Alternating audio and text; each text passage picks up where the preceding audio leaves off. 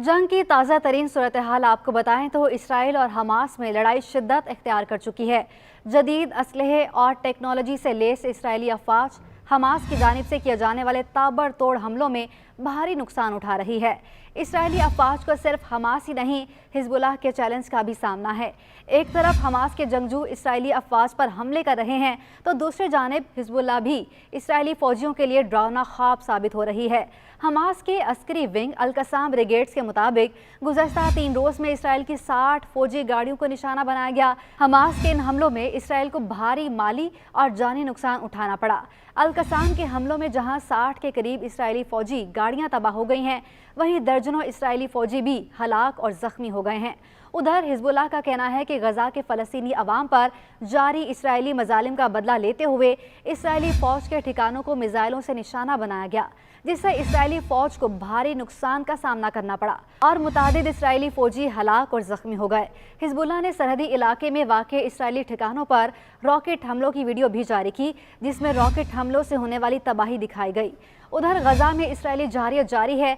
बैनुल-अक़वामी जंगी कवानीन की खिलाफ वर्जियाँ करते हुए इसराइली अफवाज ने बिला तफरीक हमलों में सिविलियन रहायशी इलाकों, पनाह गुज़ीन कैंपों, स्कूलों, अस्पतालों और इबादत गाहों को निशाना बनाया है।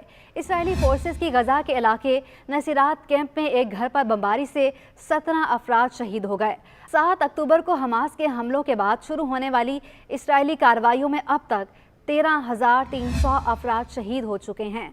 हुकाम के मुताबिक शहदा में 5,600 से ज़्यादा बच्चे हैं और 3,550 खवातीन भी शहीद हो गई हैं, जबकि 31,000 अफराद ज़ख्मी हैं।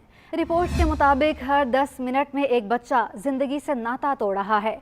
बमबारी के नतीजे में 1800 बच्चों के मलबे तले दबे होने की भी इतलात हैं।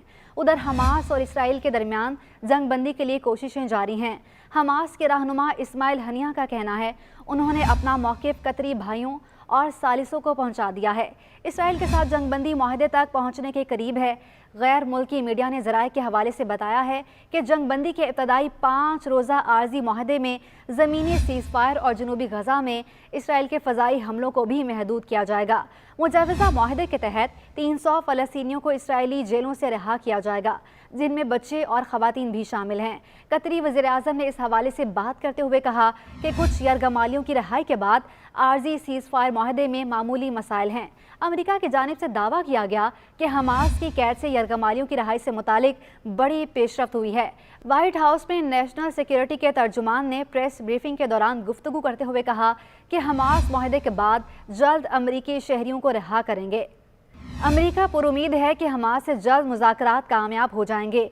दूसरी जानिब अमेरिकी महकमा ख़ारजा के तर्जुमान का कहना है कि जंग के इख्तिताम पर फ़लस्तीनी रियासत का क़याम देखना चाहते हैं।